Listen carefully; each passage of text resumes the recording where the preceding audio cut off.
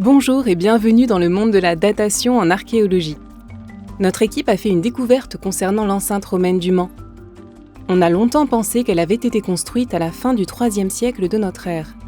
Récemment, pour vérifier ça, nous avons effectué des prélèvements dans l'enceinte. Ensuite, on a utilisé toutes les méthodes de datation possibles. Résultat, c'est au IVe siècle qu'elle a été construite. Qu'est-ce que les chercheurs ont analysé ? Ils se sont notamment intéressés aux briques et aux mortiers de l'enceinte. Le mortier, c'est ce qui sert à lier les briques et les pierres. Il est utilisé par les maçons pile au moment de la construction. Donc si on trouve l'âge du mortier, on trouve l'âge de la construction. On obtient du mortier en mélangeant du sable, de l'eau et de la chaux. Donc il contient des minéraux, des grains de quartz par exemple. Parfois, il contient aussi des matières organiques, comme des charbons de bois. Qu'est-ce que les chercheurs peuvent dater ? Certains spécialistes savent dater les grains de quartz contenus dans le mortier. D'autres savent dater les charbons de bois.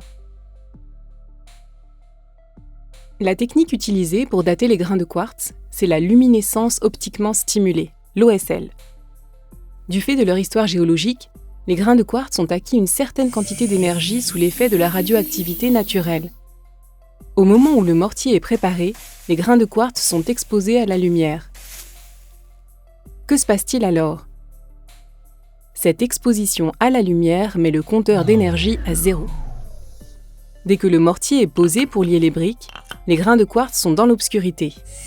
Ils recommencent alors à stocker de l'énergie sous l'effet de la radioactivité naturelle. Le compteur est lancé. Quand les spécialistes de l'OSL veulent dater du mortier, ils prélèvent des grains de quartz. Ensuite, en laboratoire, ils utilisent la stimulation optique. À ce moment-là, les grains de quartz restituent l'énergie emmagasinée. Et les chercheurs voient apparaître une luminescence. Grâce à leurs analyses, ils arrivent alors à dater une construction. C'est comme ça qu'on a obtenu un premier intervalle pour dater l'enceinte du Mans. Intéressons-nous à présent au charbon de bois contenu dans le mortier.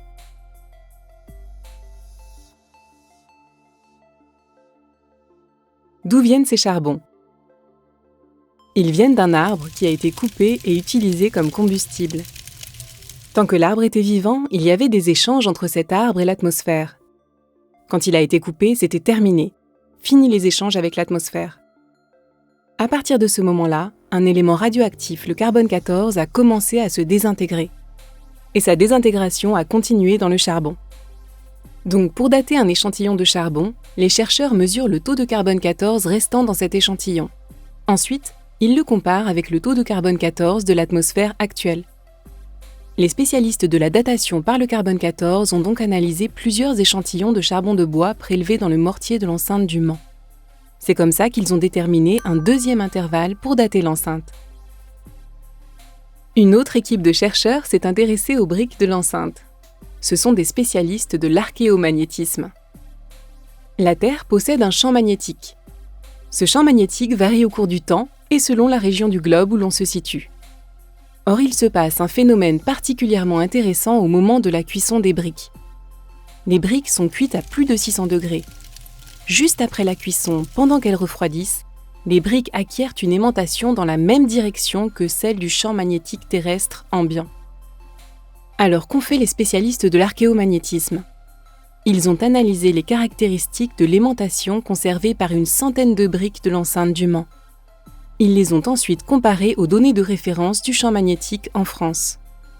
Ils ont ainsi trouvé un troisième intervalle pour dater l'enceinte. Les résultats obtenus grâce à ces trois méthodes convergent vers une construction de l'enceinte dans le courant du IVe siècle. En plus, on a trouvé d'autres indices intéressants. Par exemple, dans le secteur de l'Hôtel de Ville, on a découvert une monnaie datée des années 318-319 et un fragment de céramique qui date du milieu du IVe siècle. Le contexte historique et ces indices nous permettent de préciser la datation. Cette partie de l'enceinte aurait été construite entre 320 et 360.